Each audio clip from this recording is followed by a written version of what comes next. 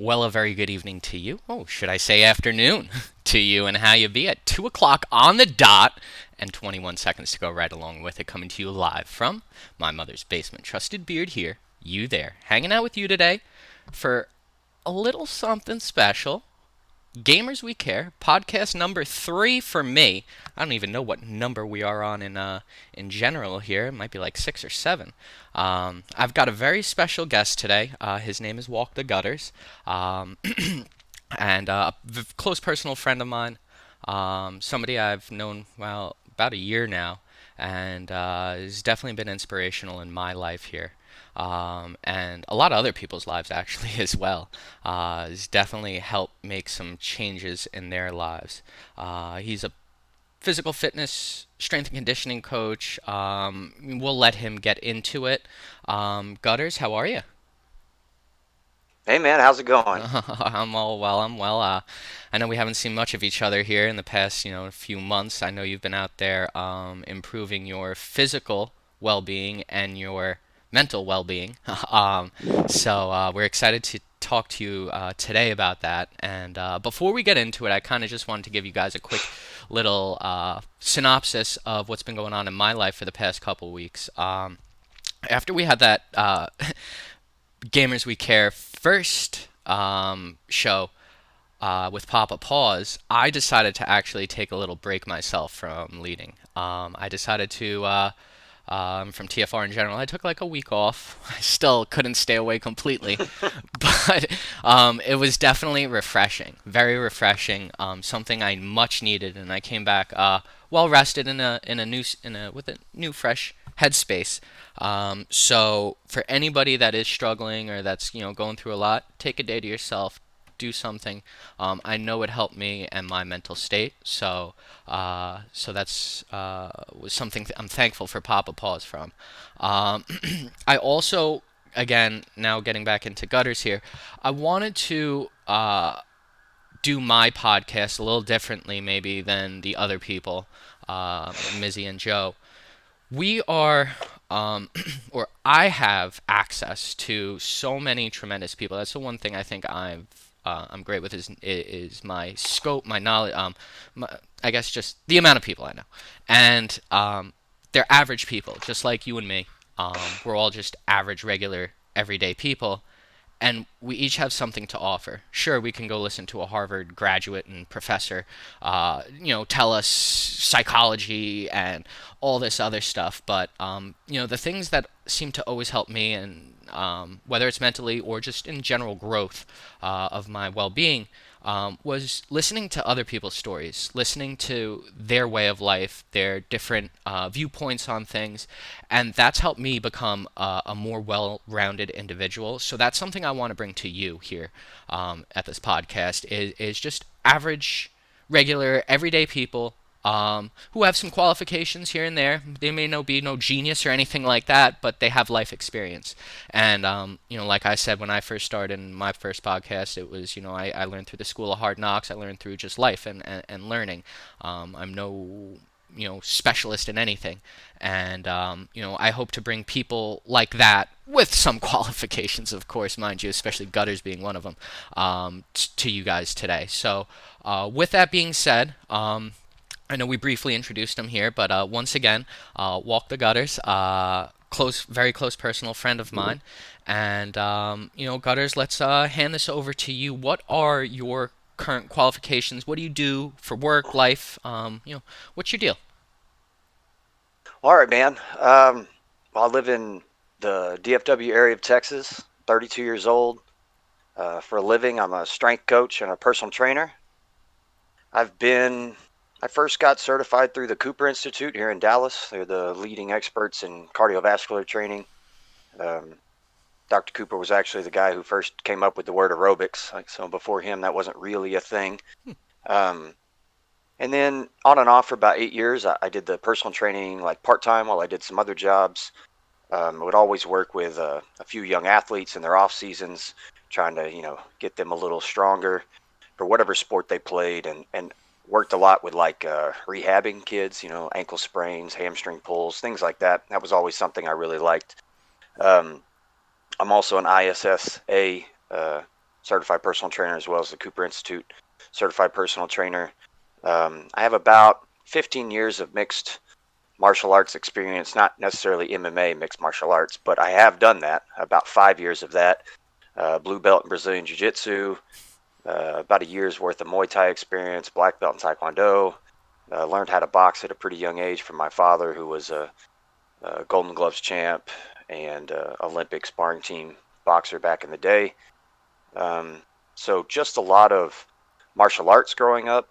I played some high school sports like football, track, powerlifting. I was pretty good at them. I could have probably played at a small school for football, but I just wasn't ever really college minded in that way. So I Mhm. didn't think about it a lot until it was time. Mhm. Um, After high school, I really pursued the martial arts.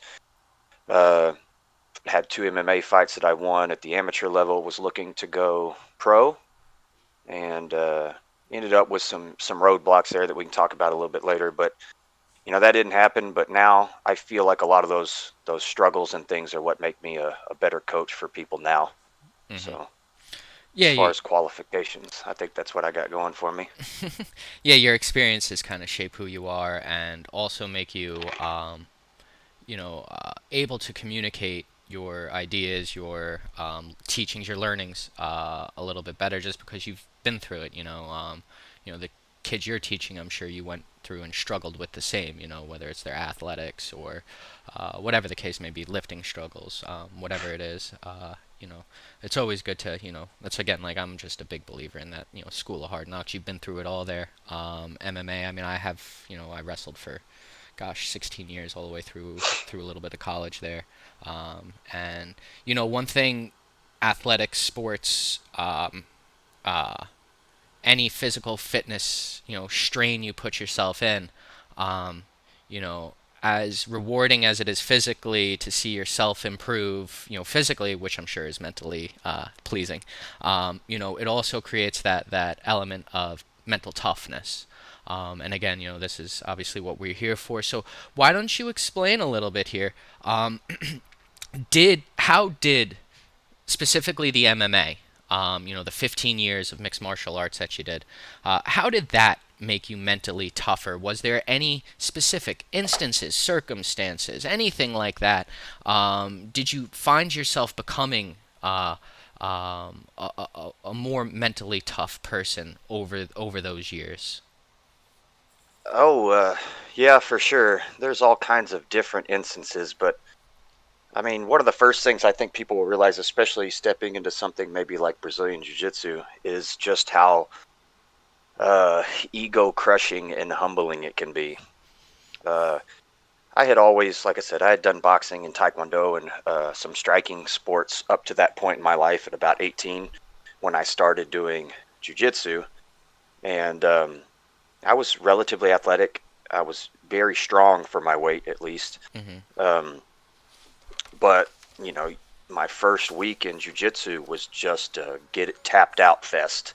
It was girls catching me in chokes, fat kids catching me in chokes, little skinny guys catching me in chokes, and put me in positions where I was like, wow, I can't apply my strength here, and it really did. It was like a smack in the face to the ego. It Hmm. really took a little bit of, I was frustrated, and I remember a particular one where I got frustrated enough at the end of class, I had to go outside because I thought I was going to cry. I was like, "Ooh, I'm so worked up over this," but in the long run, it really does kind of fortify your spirit against those types of things because you're gonna encounter these defeats in Hmm. life, these roadblocks, this frustration. It's gonna happen, and that's why I think especially something like Brazilian Jiu Jitsu is really good to get some kids into early, and develop those kind of habits of understanding that struggle and loss and um, being humbled is not like a true defeat. It's not something to look down upon yourself for. It's going to happen in the path to growth. Hmm. And so I think jujitsu is just it's like a safe way to have a a safe way to have a fight. Like every time you go to class, you practice, your techniques and drill, and at the end, you roll. And that's like a little play fight where, you know, it's okay to lose because you get to learn. And Hmm. that's not something that I think many people practice. You don't tend to put yourself in positions where you know you're going to lose pretty frequently. People Who avoid wants to? that. Exactly. I mean, like Yeah. I said, that dude, the first 6 months was just so not soul crushing, but it was tough. It was tough for like a kid with some ego and some pride and Hmm. to absorb. But in the long run, it's so much better for you. Yeah. So I funnily enough, like I had that same story when I started out wrestling at like fourth grade. My father brought me to a tournament, and I got my ass whooped. And on the way yeah, there, we saw Dunkin' Donuts, and I asked about it on the way if we could stop back because we didn't have any in my town. And my dad comes running up to me after the match, and uh, Jimmy, is everything all right? Thinking I'm gonna quit, and that's it. I'm done. I lost, and all I look at Dad, and I just go say, Dad, Dunkin' Donuts. And I could have yeah, cared less about losing. But you're a kid, yeah, so at that point, and as you age, the that machoism, that sense of I need to be the best, kind of takes hold a little bit more and more. And eventually, when you start getting in high school, and I've seen kids who picked up the sport in high school or middle school, and it was ego crushing. They quit because they couldn't handle the loss. They couldn't handle losing. But it's really an ego builder if you let it be. It can help you. You can it can really improve you. And to relate that all to gaming, um, which is uh, what most of us are here. It's the same thing whether you go into a scrimmage, you go into any sort of match. You can go and pick a team to play and scrim against that you're going to beat. Or you can pick a team that you're going to have a tough time with and lose against. Luckily, I can pick the scrims. I can pick who I play against. But I always made sure that we played a hard team, that we play a difficult team. And if you're a gamer, go out there and don't quit that battlefield match where you got all the top clans in there and you're getting your ass whooped and instead of saying, oh, I want to go play against some scrubs so I can do well and be on the top of the leaderboard, no, go out there and work and get your ass kicked, because eventually, that ass kicking that you're taking is eventually going to be the ass kicking you're giving, when you keep working and training and practicing. And I'm sure, Gutters, to you, after those months of training at jiu-jitsu, eventually you were the one kicking ass. Is that right? yeah, yeah. I mean, it takes a little while, but it's good to remember, like you said, in the gaming, in life, and in sports, that you either win or you learn. And you can look at losing as like a huge negative, or you can look at it as a clear opportunity to learn something. Hmm. If all you ever do is win and stomp the competition and excel, you don't learn as much. Hmm. And that you can see that in the coaching world when this usually happens right around college time, right after college time. These kids will make it all the way through middle school, high school, and college level based off genetics and some skill and being in their sport for a long time, and just straight up being athletes. They're a little bit longer, they're faster, they're stronger, they jump higher, all those kinds of things. But because they lacked some of that struggle early in their career, they didn't learn how to lose. They didn't learn how to come back from an injury. Maybe they didn't learn how to coach themselves because the coach was always catering to them because they were the big fast one. Hmm. When it comes time for them to teach somebody else, they're terrible at it because they didn't really have to learn. It just kind of came to them naturally. Hmm. And you see that in the gaming world too, that some of these guys are great. In the MMA world, like I just call them bullies. They're awesome players when they're on top of the scoreboard, Hmm. and when they start to incur some of that challenge in somebody else that's at their same level, they kind of crumble. They don't know how to deal with that adversity. They never really had to fight with it before, How many? because all they did was win. Yeah. How And many now that they're battlefield? not, How many battlefield scrims did we see that where you would see certain players come in and crumble under the pressure? Um, yeah, definitely. yeah, it's true. Um, yeah, when you get used to winning all the time, it changes. It changes you. And I mean, you can even see it in today's modern athlete, where you got the NFL player who's never been told no his whole life and has always been the best on the field. And these guys turn out to be divas, thinking, the world Yeah. should cater to them. And you see that same here in the gaming world, you see it, because Battlefield was such a small community, you know, everybody around, and you see towards the top the egos that are there, and then the anger, the frustration that comes out when they lose, or and then all the toxicity that's bred from all of that. Mm. I was fortunate, you were fortunate, and I think it's good for everybody to go out there and get their ass kicked, in life. I We were really do. so fortunate.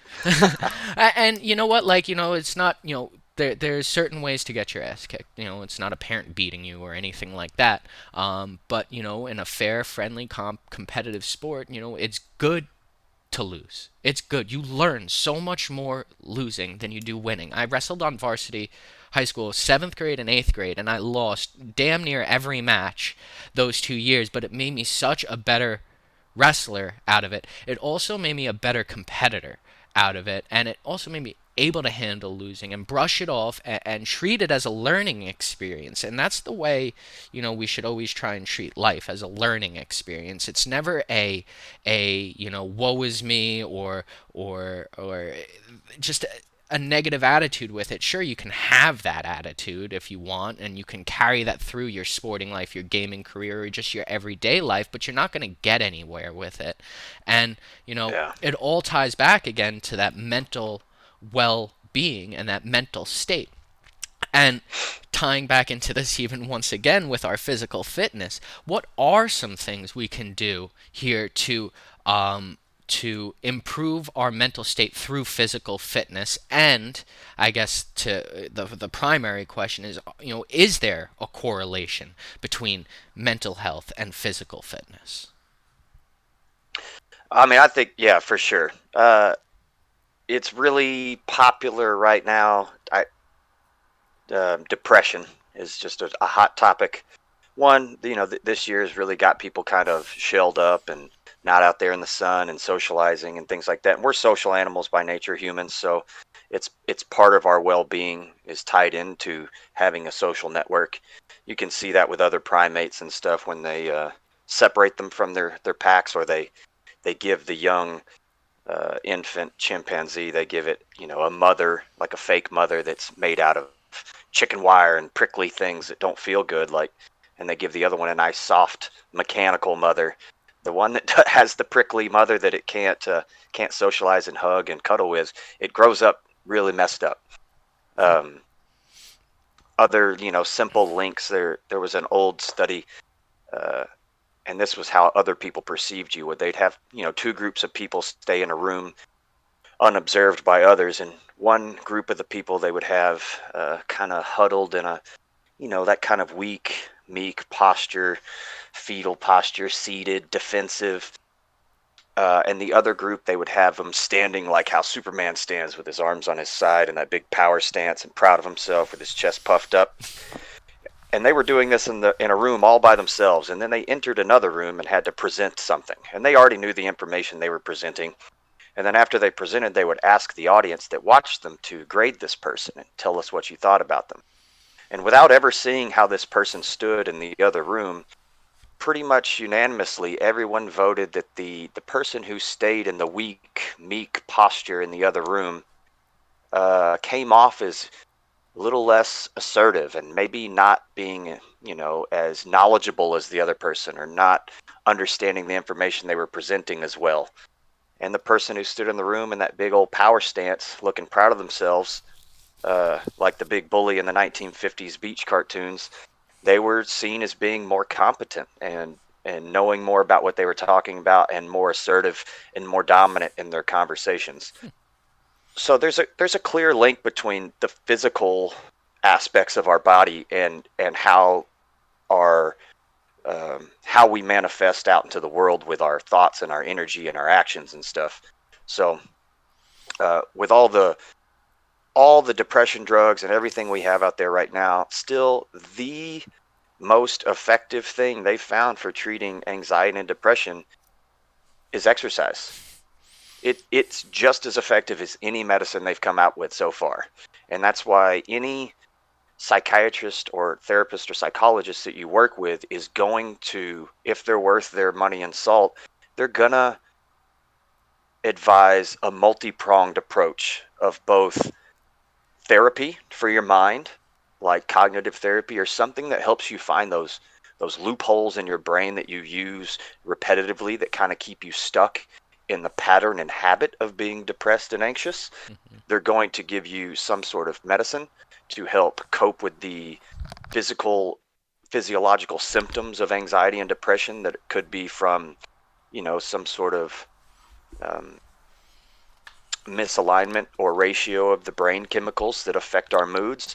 And then they're also going to say, hey, you need to, get quality sleep and eat foods that nourish your body and exercise your body, because that's what we're developed to do. We spent the majority of our life moving in these ways, and now that we don't, it really does affect us psychologically. Yeah. I mean, I've done basic research, and of course, you've been in high school, endorphins and all the other fins that release through your body when when you perform and you're physically active. I mean, I've actually been testing myself over the past couple weeks. Every other day, I wake up out of bed and I do 30 push-ups. And every day I've done the 30 push-ups and went into work, that 8 to 11 time slot that I'm like really focused at work, every day I do the push-ups, I feel so much better doing my job. I feel more alive. I feel more awake. I'm ready to go. I'm ready to attack the day. And I've started to incorporate just 100 push-ups every day. That's my rule. 100 Yeah. push-ups, 50 sit-ups every day. And I'm doing them between rounds. I'm doing them, at work. I'm doing them wherever. And I've actually just, over these past 2 weeks that I've been doing this, I feel better about myself. And, it's something, I'm almost even looking forward to doing my next set. Actually, maybe I'll do some here right on cast, right when you start talking again. I will, actually. I should probably do them. It doesn't matter. Do them right now. We can all do them together. We can all take a break and do our 10 push-ups and get the blood flowing. But what, speaking of working out and exercises and stuff like that, a lot of people, especially a lot of gamers, we're very sedentary. We don't really move all too much. We're all sitting in one place. Are there any exercises? I know you said you wanted to talk about, getting started in fitness, maybe in general overall, and also Yeah. maybe in the game itself, or like between rounds or something like that that you could do. If you wanted to maybe touch on that, that would be wonderful while I go do my push-ups. Perfect. All right. Well, yeah, for sure. That is something I used to do a lot, Huh. actually, when I was gaming a lot, was if let's say it was Call of Duty and I won a round, a win, a win was 5 push-ups and 5 squats. If I lost, a loss was 15 push-ups, 15 squats, between rounds. Hmm. And it can be simple exercises like that. And actually, if you choose it in the right dosage and you're not just crushing yourself between rounds to where you're huffing and puffing for air and your hands are shaky and you can't concentrate, it really is just going to improve your performance a little bit. Hmm. uh, you're going to have the blood pumping. If you're, like I said, in the right dosages, it's just going to get your body ready to react and move. Even if the reaction is your thumb and hand-eye coordination, you're going to move better than someone who hasn't gotten up from the couch in 3 hours. Um, you all right over there? Oh, I'm doing my push-ups. I'm on Oh, four, okay, okay. and I'm trying to do it on camera. I don't know if you've got the stream up, but I'm on 6, 7, Oh, wow. 8, Should open the stream. 9, 10. All right, I got it. Perfect. We're golden. All right, I did my 10. Yeah, Now you get and out I there and do think, yours. okay, when I'm done talking, I'll get my 10. Oh. Uh, So I think another good one, especially just for everyday people. Most people now have a sedentary job. They sit, they look at a computer, they drone, Uh-oh. um, Yeah, there you are. and you there? Yep. I just lost you for a Oh, okay. second. No, we're all good. Um, And so a lot of those actions, if you can see, they kind of like draw our chest in. So everything is in front of us, with, like I said, with the screens, the phones, the driving, the texting, the gaming, it all kind of brings you to collapse around your midsection. So imagine your chest gets tight in the front, your biceps get tight in the front, your forearms, your hands, your neck moves forward, and you get that just kind of that forward head posture where your chin's way out in front of your body, that text neck as they call it.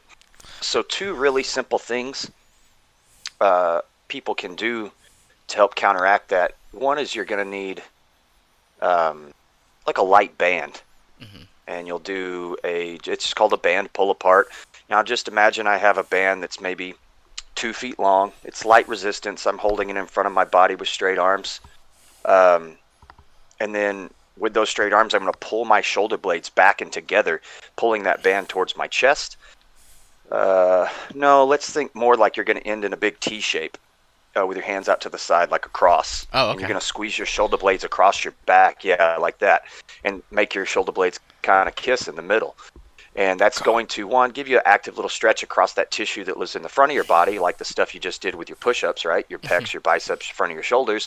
It's also going to pump a little blood into the backside of your body, help give those muscles that tend to be understimulated in everyone's day-to-day life a little bit more attention, Uh-huh. so that they can open that chest up and keep their posture just a little bit happier. And it's really, like I said, a band you can get for $5 on Amazon, have it shipped to your house next day. You can keep it in the drawer at your desk. You can keep it next to you while you game. And it's really easy to get 50, 100 of those repetitions a day because they're so light individually. They're not that taxing. But by the time you've done 10 or 20 of them, you get a little burn back there. And those things I call like sneaky volume. They add up over time, just like how texting and having your head forward and down while you're gaming doesn't ruin you in one day. But if you do that 8 hours a day all summer, yeah, your head might start to shift a little forward in your normal standing posture. You get that thumb. What are you pointing at there, Beard? You My got some thumb. tendonitis in your thumb? It hurts Yeah. so much. So that happens slowly over time. That was sneaky volume. Yeah. Those were repetitive actions. So the same kind of thing can go in the opposite way. Too many recruiting messages. Oh no, you need some help. It just hurts even thinking about it. Yeah. The repetitive stuff over time. I mean, that's something I think we, as adults at 32 years old, we kind of starting to feel the aches and pains of the everyday life, of the everyday texting, or whatever that case may be. I think you're probably in a little bit better shape than I am to handle with it just because of your, physical fitness. But yeah, I mean, I'm feeling things, through the however many years of training I've done in sports, and then the 8 years at UPS, the in and outs, and all the banged ups. I mean, things hurt. Things hurt, and it's just, UPS wasn't a difficult job when you're carrying 20, 30 pounds, to every house, but when you do it 300 boxes times 20 pounds, or you do 5,000 steps in a day, the wear and tear on your body eventually becomes real, and it's important. And that's why you always hear your parents or whoever it is, any adult, say to the younger generation, hey, you need to make sure you take care of your body. You need to make sure you're always doing things the right way, lifting the right way, whatever the case may be, because down the road it eventually starts to hurt. Down the road, you're not young forever. Right. Yeah, I think that's, definitely something important to note and to take into effect. Any other ideas, strategies for lifting Getting or started? yeah? Oh, yeah, so getting started. The main thing, one of the big overreaching themes you'll hear in strength training or physical fitness is the idea of progressive overload. And it's a pretty universal term, but it's just that um, you always want to try to do just a little bit more than what you did previously. And that doesn't necessarily mean from session to session. That could mean from week to week, month to month, or like what we call in programming, like from macro cycle to microcycle or whatever. Um, your body adapts to what we give it. So and it doesn't really matter what you give it. So what you were saying, if your body adapted to those UPS movements, right? Hmm. 300 stops a day, averages 22 pounds per package. yada yada.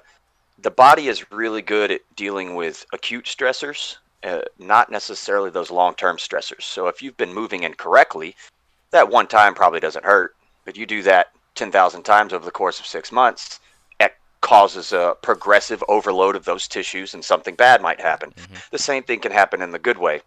So I tell people this is with both the strength training, fitness stuff, as well as dieting, is that if you can bench press 100 pounds, you don't try to bench press 200 pounds the next time you bench press, right? You might try 105, or you might try to do 100 for an extra rep or two.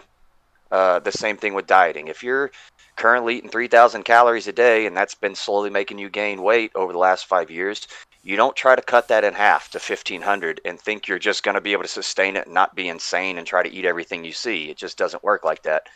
So um, there's actually like one of the old school lessons is Milo or Milo. I don't know how they pronounce it. It's an Italian thing, but of Croton. It was like a old.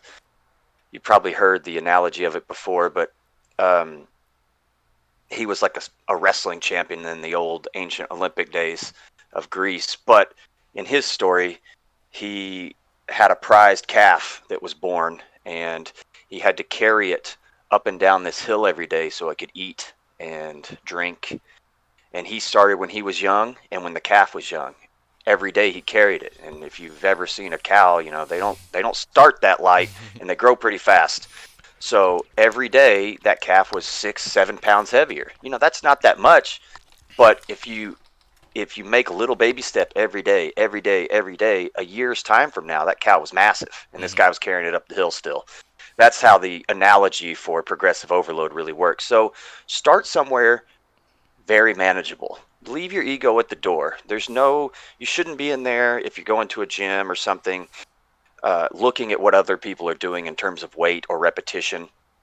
If anything, you should be looking for someone who moves really well and seems to kind of know what they're doing and isn't judging others, and then just come up to that person and be like, hey, can I learn something from you? If you see them doing an exercise that you don't understand, a lot of people don't have a problem just explaining, like, oh yeah, this machine, this is how you use it, and then just thank them and go about your business. There's no reason to have like a weird competition, or if you see a guy with more weight on the bench, you don't have to put more on there. You're not on their journey, you're on your journey. Hmm. So start somewhere very manageable, no ego, and it's a really good idea to track what you do on paper, on an app on your phone, because what you track is easier to progress. If you have no idea what you did last month, how could you possibly make an intelligent step forward to keep progressing if you don't really know where you started? Hmm. So that's a big one I see that beginners don't do, is they don't have a program and they don't track it. Yeah. And so they're just kind of flying by the seat of their pants and, doing whatever move they see some professional doing online. And you just don't make progress that way. Hmm. So I think that's a good idea. Yeah, and I kind of just had an epiphany on a little bit of a side note here. I mean, everything you've said to me, constitutes revolving around some sort of plan, some sort of idea, some sort of thing to get behind, and then progress. Whether it's Right. slowly at your own pace or rapidly, everybody works at their own pace, but slow incremental improvements and have a plan when doing so, whether it's your workout routine, whether it's whatever it is, and take this into everyday life. And if you're not, obviously we're not talking mental health right here, but everything, and I think there were so many key phrases that you said here that all correlates to mental health and improving yourself, because if you see yourself improving, if you write down on a piece of paper, I did 30 squats yesterday at 100 pounds, and a week from now you go back and you look on that and, well, I'm doing 110 pounds and I'm doing 35 reps, whatever the case may be. I know the numbers are off, but you give yourself a mental boost, having a plan, attacking that plan, and then feeling some sort of sense of accomplishment having done that said plan, that improves your mental well-being.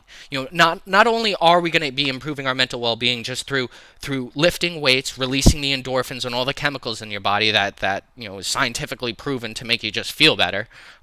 We're also following a plan, establishing a plan. You're accomplishing goals, which is going to make you feel better about yourself. It's a snowball effect, and just like the snowball effect of of depression can lead to suicide and all the way down, you can build that snowball up the other way and turn it into into positive outcomes and something great. I'm sure, Gutters, you didn't come into your physical state looking like you do now in this picture here that we have on the podcast here. I mean, you had to build towards that, and you had to work at all that, and I'm sure you're very satisfied with yourself mentally, that you've achieved these goals. And I'm sure you didn't set out 10 years ago or whenever you really started getting super heavily involved in this.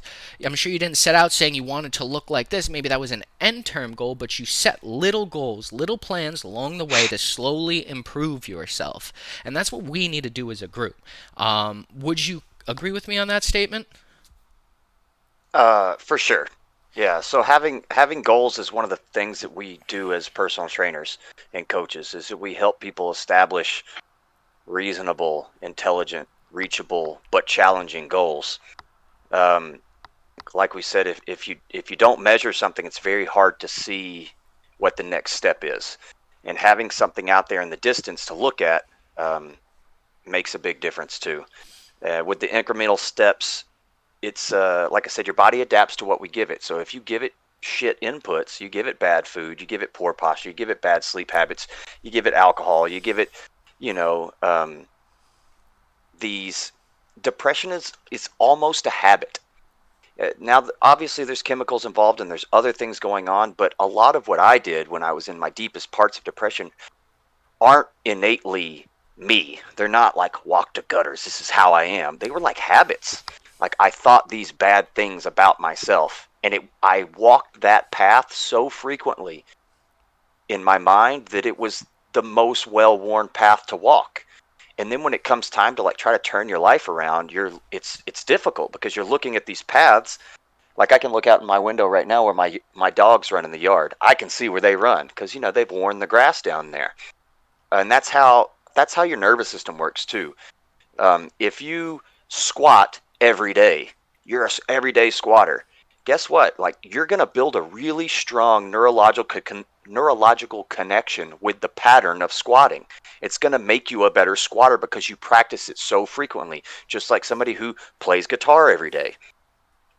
If you practice waking up, at 11 a.m. in the morning, and you practice eating shit food, sorry for the cursing, and you practice, Tell it like talking it is, down to Gutters. yourself, and you practice all these poor habits, you're wearing a path in your mind and building your nervous system a superhighway that walks down that depressed type pathway the easiest.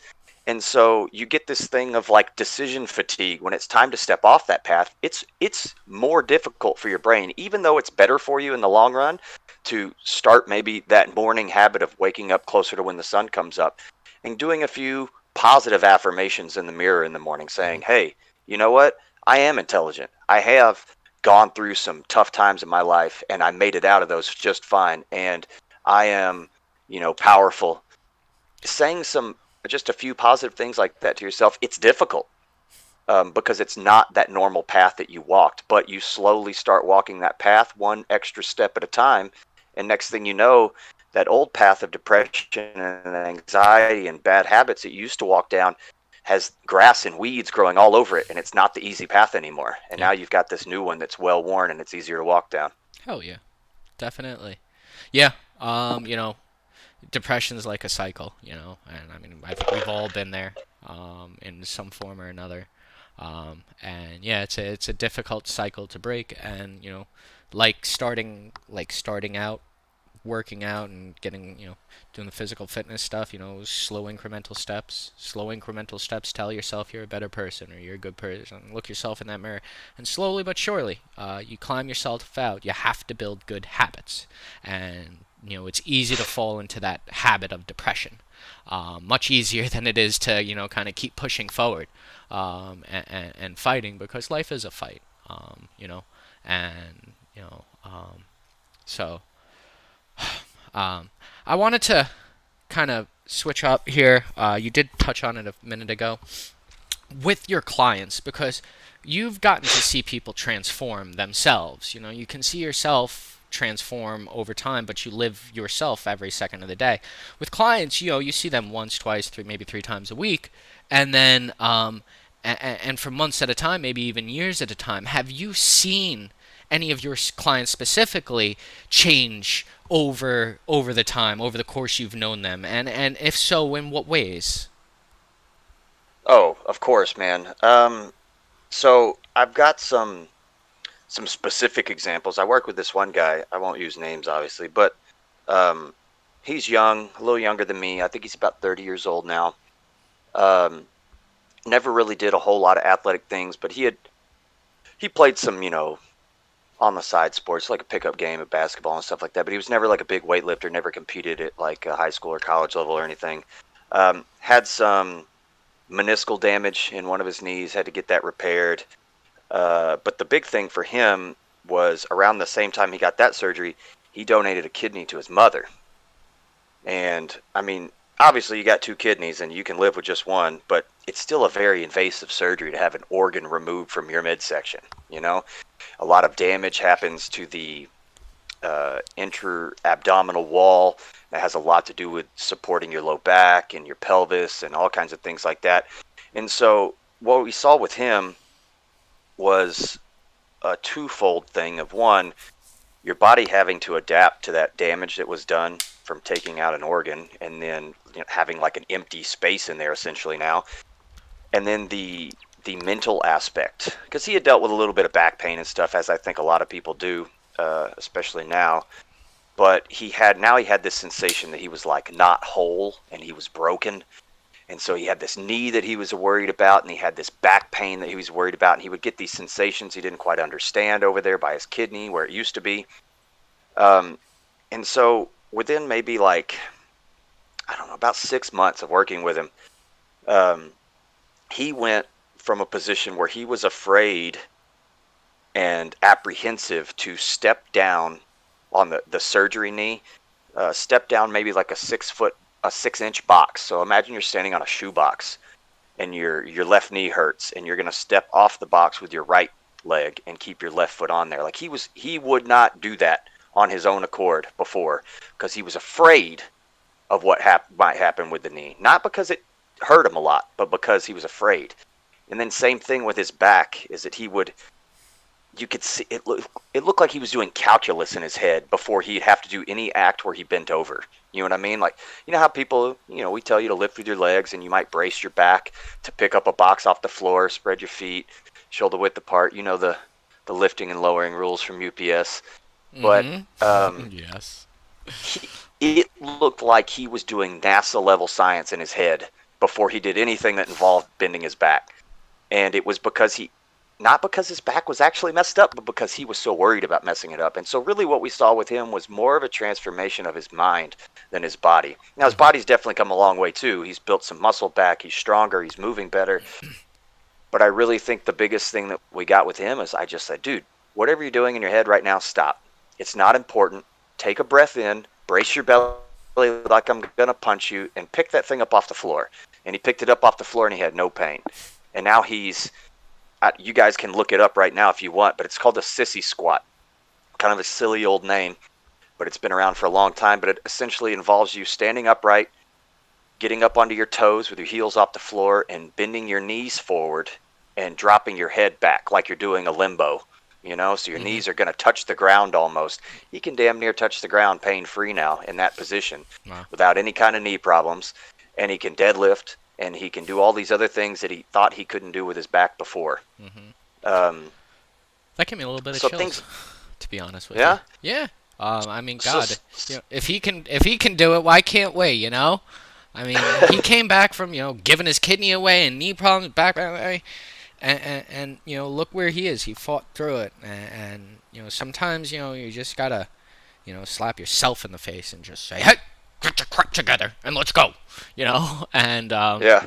I think maybe he kind of did that too, and of course you need some help along the way, and I think you were probably the perfect person to help him along and get him to that position he's in now. Yeah, everybody needs guidance from time to time. Like I said, I'm a coach, but guess what? I have coaches. Because even if you really know what you're doing, the human tendency, like I said, is to take that well-worn path. Hmm. And to get better, that's not always the key. You need to explore some new pathways. So I'm really good at a few things that I do, and guess what? If I made my own programming all the time, I would only do the stuff that makes me look awesome and feel awesome. Yeah. I would probably avoid the things that I really need. I Hmm. call that stuff bitter medicine. Hmm. You need a little bit of bitter medicine in your life. Yeah. So, You know, I, and I always like to have somebody to hold you accountable. I mean, there's no better person to hold you accountable than yourself. But having a coach, having somebody there to kind of push you, motivate you. I mean, it doesn't hurt. So, um, no. but let's keep this topic on you quick. Um, All right. how do you feel over this past year since I've known you? Because we started playing a lot of, I found you obviously through Battlefield, and we were playing video games all the time. And now I hardly Yeah. ever see you, which sucks for me. But you know what? Like, I miss you too. and I guess on a side note here, and this may not be popular, um, I don't believe video games are a good thing necessarily. I think it should be the last thing you do when you have nothing else to do, and or you want to have some fun for a little bit. But I don't think it's a video games should be an escape from reality, like sporting events or go and watch your favorite NFL team or soccer team or whatever the case. That's how I view video games, and I've Okay. seen so many people come in and out of here that I feel like some people are in a better mental spot. And I think you're one of those people because when I first met you back in, what was it, no, I don't know, September, October, it was, Yeah. you were depressed, you got angry with the games when you died, you just weren't, you seemed a little bit sour to me a little bit. uh, and I think now when we talk, especially over these past couple months, yeah, the just your attitude, your voice, the way you talk to me is just you just seem happier. I can feel it out of you. How have you changed over this past year? Wow. So I mean, I guess like a brief overview is so you kind of understand where I was coming from, and that is I probably a year before we met and started hanging out online and playing Battlefield, I was uh, working at UPS as a full-time supervisor, hour or not hourly anymore. I was salary. I was working or living with a girlfriend that we had been together for about 2 years, a little more maybe, and then we broke up with my girlfriend, moved out of the apartment that we shared together, paid for the remainder of the lease, kept working at UPS, was hating it, quit taking my antidepressants cold turkey. That was a bad idea. Felt weird as shit for like a month. Would get like dizzy and have other weird withdrawal effects from it. Then quit UPS and kind of spiraled for like, I don't know, 3 or 4 months, just down, down, down. It felt like crap. Uh, Not eating right, not training like I used to train. Um, wasn't really working, smoking copious amounts of weed. Uh, and it just wasn't good. And then I started to pick myself up out of it a little bit with I read some books and got some audio books and Jordan B. Peterson's 12 Rules of Life, Jocko Willink and Leif Babin. I read the Dichotomy of Leadership, Extreme Ownership, which are two books I probably should have had before I started at UPS because they were great leadership books. Can't Hurt Me by David Goggins. Some other books like that kind of they gave me at least a spark and pulled me out of the hole.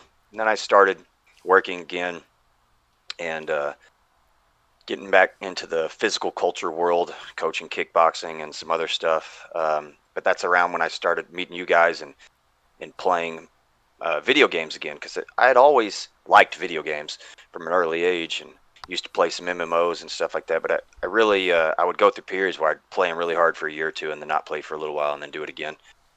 But when I first started playing with you guys, yeah, it was. I was spending every time y'all were on, I was on, and vice versa. Like I was probably on 8, 10 hours a day when I wasn't working that much, Mm-hmm. and uh, high the whole time. Mm-hmm. Um, and I was really using it, like you said, like as an escape. I was smoking to forget other sensations that I didn't want to confront about being, not working and losing your girlfriend or feeling like you weren't a worthy mate or companion for someone now. And I was just using them to avoid that scary path, Mm-hmm. that untrodden path that I needed to finally get on and get off of this one that I had been on forever. Um, and slowly, I decided, like at the end of 2019, I said, all right, look, I got to make a change. I got to go full blast into this, something that really gives back to me is this coaching and fitness, physical culture world.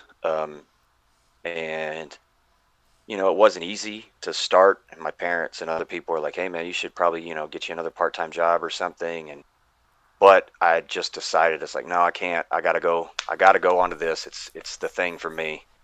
um, and I was making some progress for a while, and then probably, what was it, maybe 4 months ago, I just made the bigger decision, is that I'm gonna quit smoking weed. I'm gonna quit looking at porn.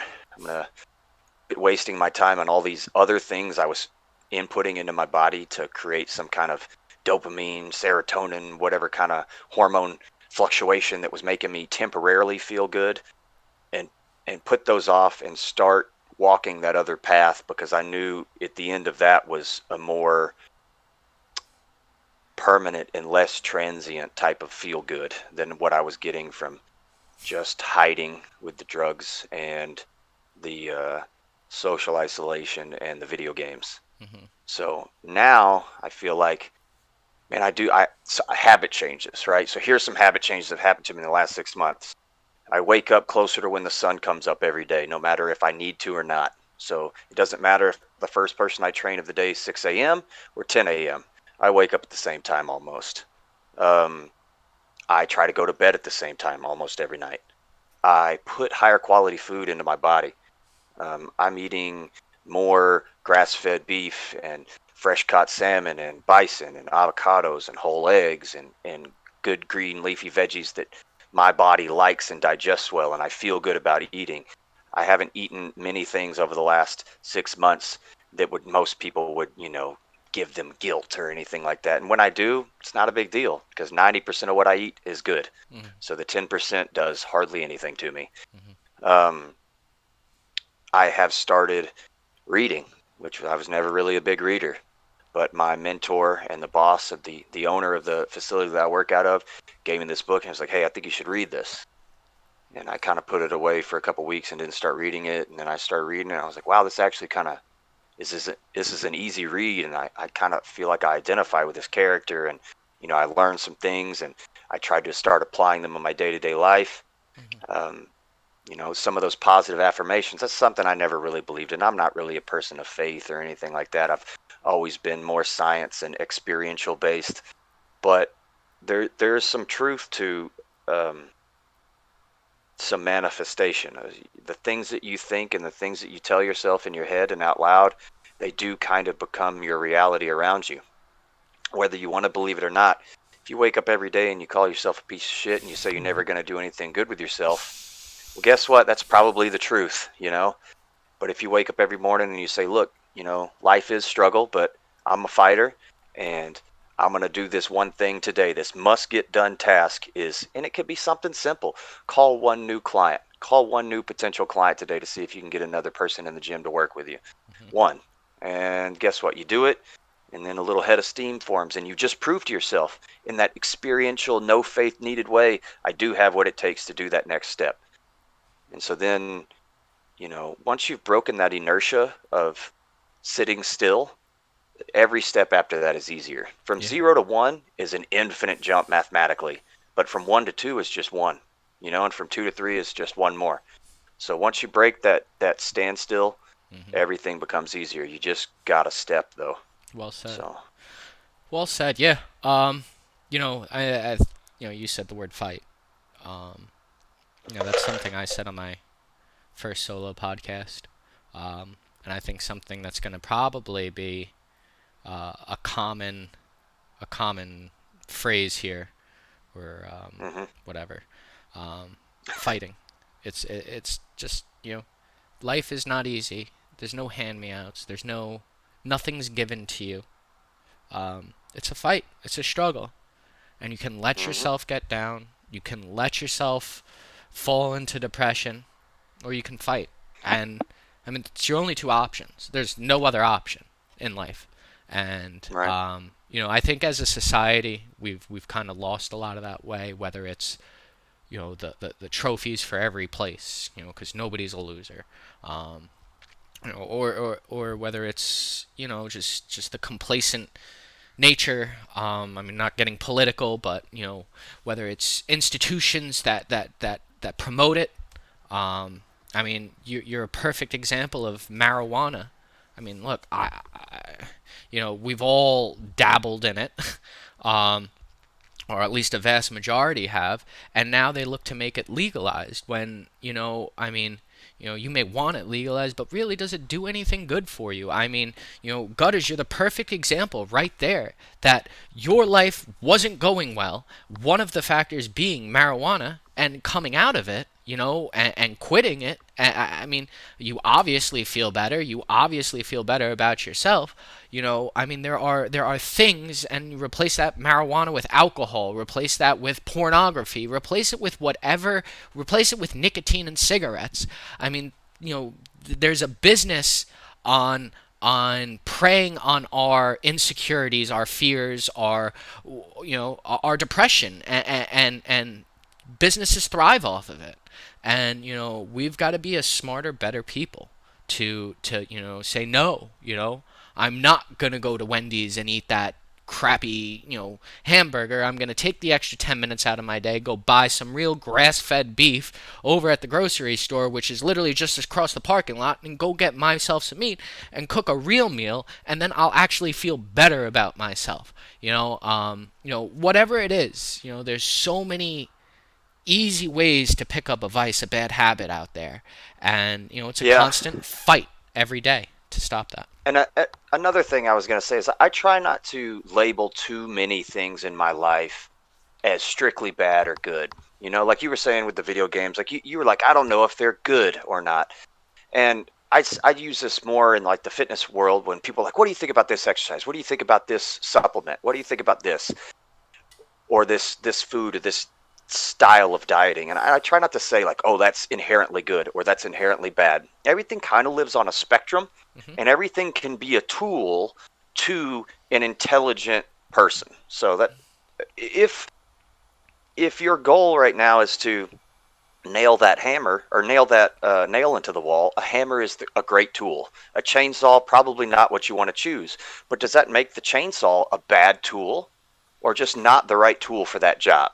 Very It's true. just not the right tool for that job. Hmm. So video games, I don't think they're bad for us inherently. They have a lot of good study behind them as far as hand-eye coordination, developing new pathways in the brain, especially for aging adults.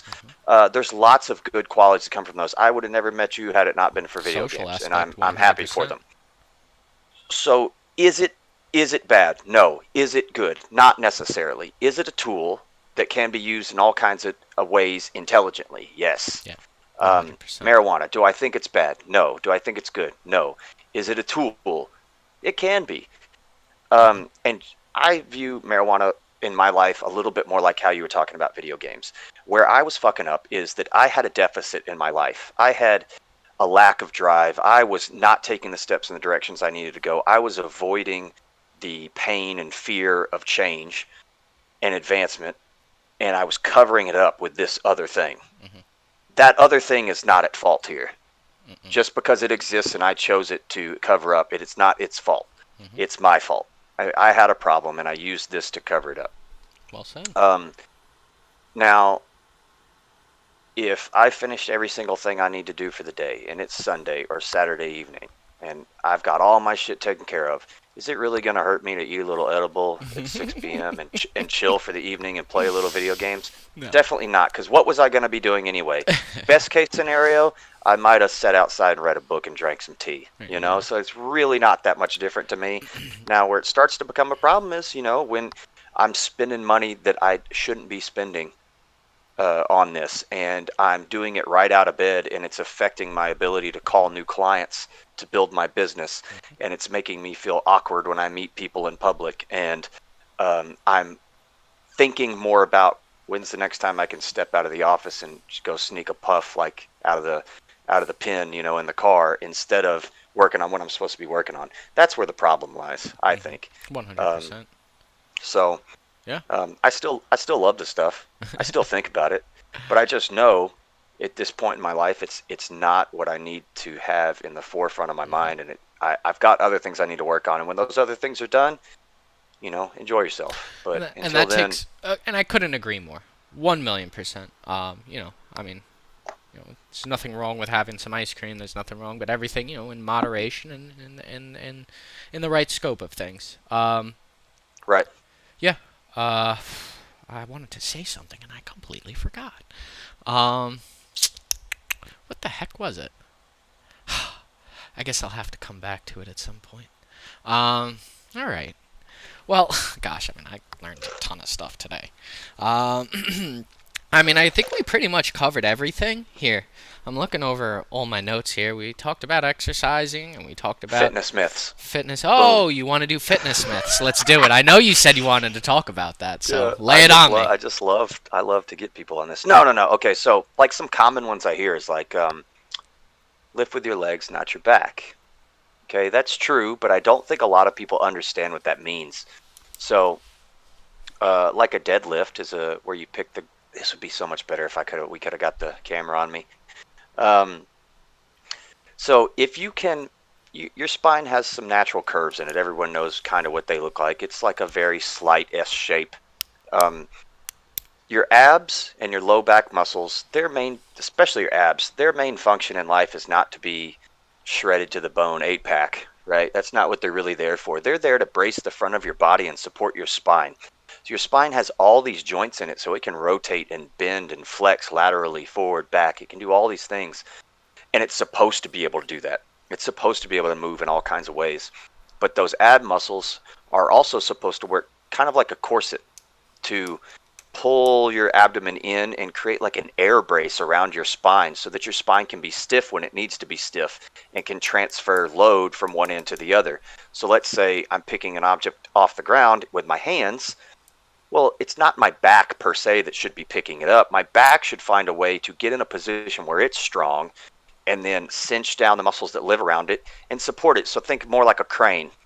The long arm of a crane is stable the whole time. The part that's actually lifting the weight of the crane is that motor at the other end with the steel cables. The motor would be like your butt, your hamstrings, your legs. Okay, they're actually doing the lifting. You're just supporting your spine with the abdominal muscles and the spinal muscles, and that's transferring the force at one end of the crane on the long end, or it might be picking something up off the floor. hmm And then way on the other side is the motor that's actually doing the moving. That would be your leg muscles and stuff. hmm And the spot in between would be your spine stabilized.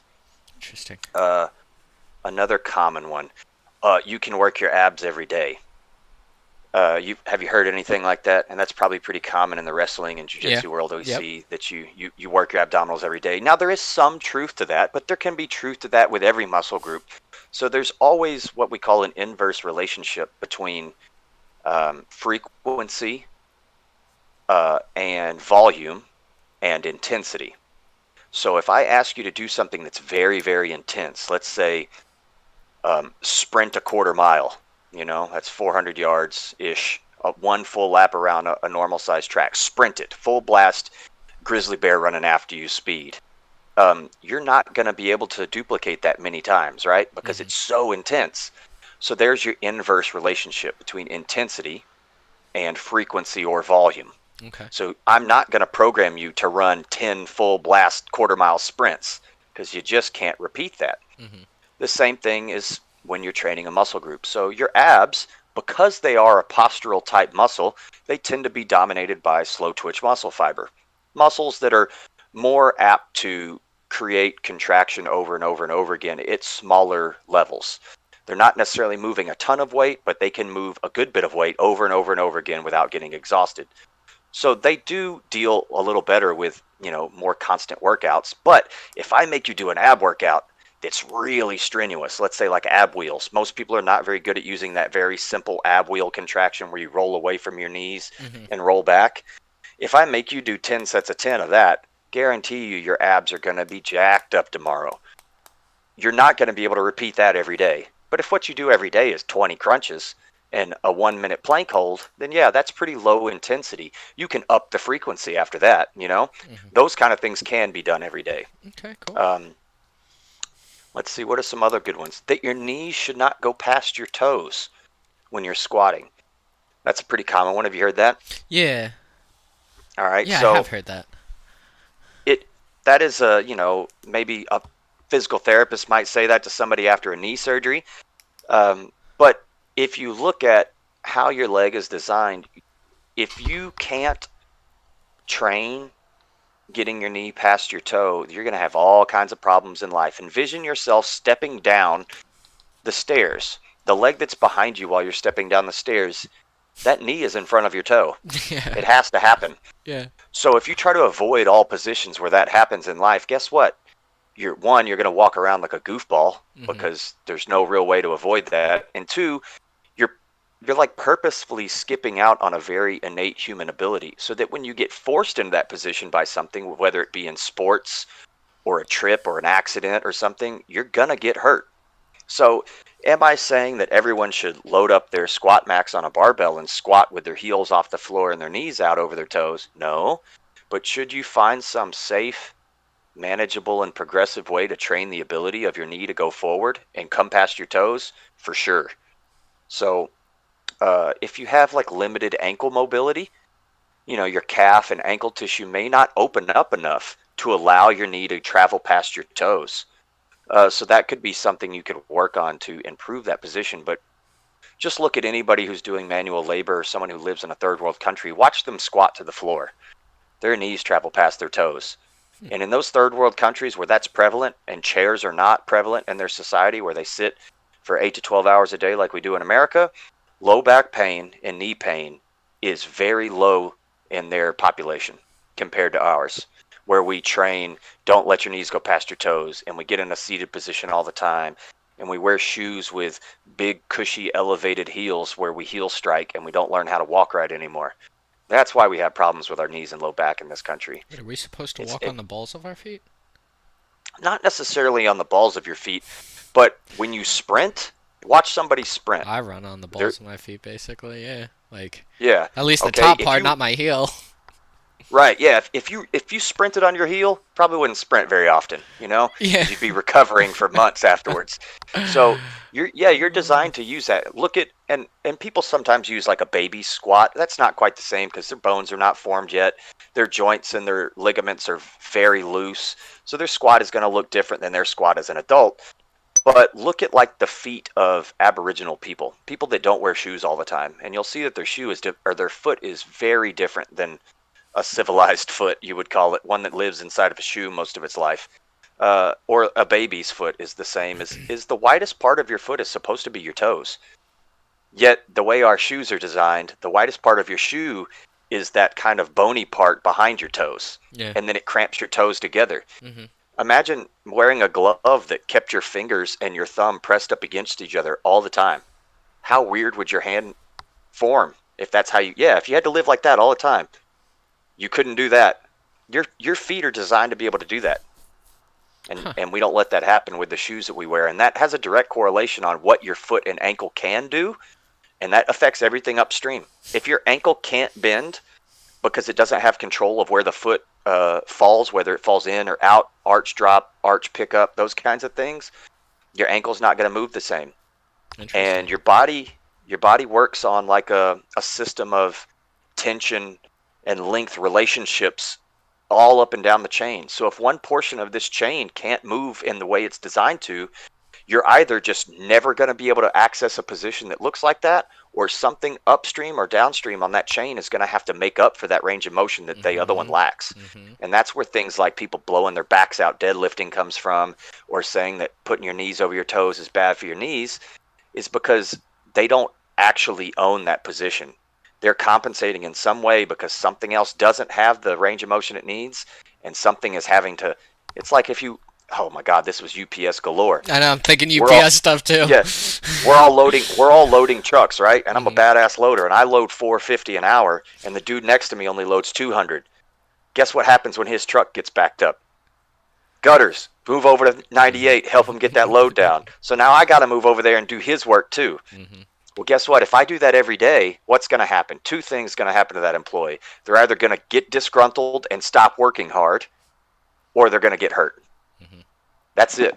They're either going to get disgruntled for doing everybody else's work, and they're not going to do everybody else's work anymore, and all performance will lower, which is like your body saying, dude, I can't do what you're asking me to do because the ankle won't do its job, the knee can't do its job, I'm not going to do it either.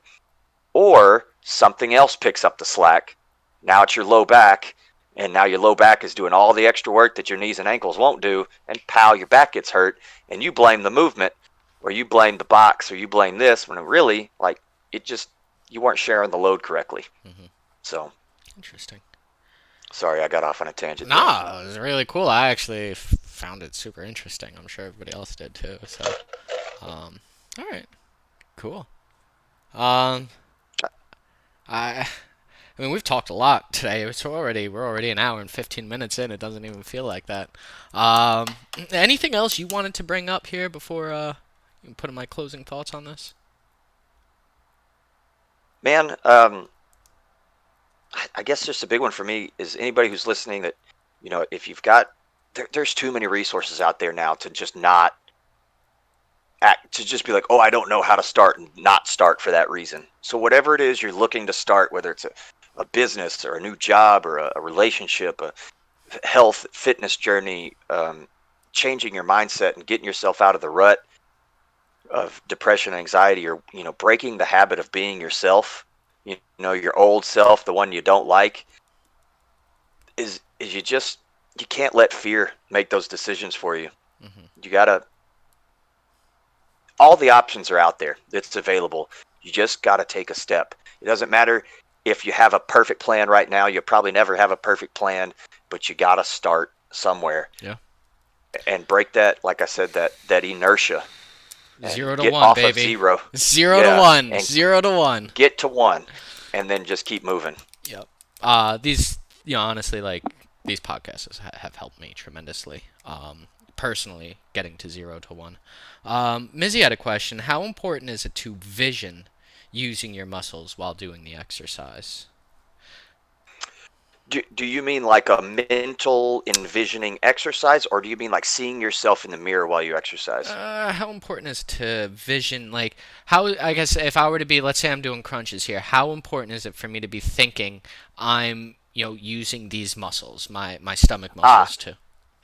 Yeah, so we would call that like a mind-muscle connection. I think it's pretty important, especially if the goal is like hypertrophy or muscle growth. So if your goal is just to move a big weight, it's probably not quite as important to have a solid mind-muscle connection Mm-hmm. as much as to have a solid understanding of the pattern of the movement you're doing. But if I'm really trying to grow my chest, for instance, that's a really common one for guys. I want big pecs, I want a big wide chest, something like that. And they're doing barbell bench press. Oh, there you go. That's how I used to be. Barbell bench press might not be the perfect movement for how you are put together to build your pecs, right? Maybe, let's say you're doing barbell bench press or push-ups, and what you really feel is your shoulders and your triceps, Mm-hmm. And like, so if you can't feel the muscle that you want to grow, there's a good chance you're not stimulating it very well, And if you're not stimulating it, why would it ever grow? Mm-hmm. So in that way, yes, it is very good. Maybe ditch the barbell bench press. Maybe do dumbbell bench press because of the movement, bringing your elbows closer together because your hands are utilized freely and not stuck on a barbell at the same distance away from each other the whole time, Hmm. that's a little bit better of a movement to activate the pecs. So if you can feel a movement in a muscle, that's usually a good sign that you're stimulating the muscle that you want. But if you don't, maybe find a different exercise. So if you're doing crunches and you feel like your hip flexors and your neck, like a lot of people like really crane their head up off the floor and they just like, my neck is getting fatigued, or I feel like my hip flexors deep in my hip and groin area, and you don't really feel your abs, well, hell, ditch that exercise and find another one. Find something that you feel in the target muscle really well, and then you're almost guaranteed that you're going to get a better result out of that exercise than any others. Another good example or way to use this theory would be find one exercise that you do feel really well. We'll use the pecs as an example again. A cable fly. I think everyone's seen a machine like that. We have a cable machine and there's one in each hand, and you basically do like a giant hug in front of your body. Like, you squeeze your hands together. Yeah, like that, a hug. You're going to be the strongest hugger on the planet. So let's say you feel that one really well in your pecs. Do 1, 2 sets of that with a really lightweight, but 20 or 30 reps until you really feel the muscle that you want pumping up with blood and maybe getting a little fatigued. We call that a pre-exhaust. And then after you have a little bit of a neurological or a mind muscle connection with that muscle that you're trying to target, move on to something where you can use a little bit heavier weight, like your push up or your barbell bench press or something. And now that you have a little bit of a connection to that muscle that you want to grow, when you move into those heavier things where you normally don't feel it, you'll have a little bit stronger mind muscle connection, and you'll be able to move those heavier weights utilizing the muscle that you really want to target better. Interesting. Okay. Um, What else you got? what, keep coming. Um, I think the one thing I've learned here is it's all connected, 100% all connected. Um, Fitness, mental health. I mean, getting 0 to 1. Life's an interwoven basket, like one of those wicker baskets, and it's just everything's connected. Um, and as fast as you can snowball out of control, you can snowball into control. You just have to take your hands, put it in the snow, and get that first snowball together, and then just start rolling it. And 0 to 1 is what you have to do. And you get there, it just gets easier after that. But that 0 to 1, like you said, what was that? What was that, Gutters? It was zero to What was one what? may seem like an infinite task. Oh, like mathematically, 0 to 1 is an infinite jump, but from 1 to 2 is just one. So So if we leave you with anything, we're gonna leave it with that. I mean, I don't think I have anything else to say. Um, you know, let's focus on getting 0 to 1, everybody. All right, 0 to 1, and we'll see you in 3 weeks, and hopefully a couple of you made that step, and we can be focusing on 1 to 2. I appreciate you all tuning in. I Gutters, I appreciate you, of course, for jumping in here. I learned a tremendous amount, um, and it's always good to talk to you, man. Hopefully, we can link yeah, up soon. you too. And audience, appreciate it. Wouldn't be able to do this without. Well, actually, I would be able to do this without you. But Wow. well, I mean, I can. I'm just but hopefully you learned something here too. I got chills a couple times today. Listening to what he had to say. And I definitely learned something valuable. So let's take this on and let's make this week another good week. Let's make this better than the last. And I'll see you guys in 3 weeks for the next episode. And we'll have Jim Barnick on with us here. Or good old Dax Delta. We'll see you Yeah. guys for next episode. Thank you all. How do I leave?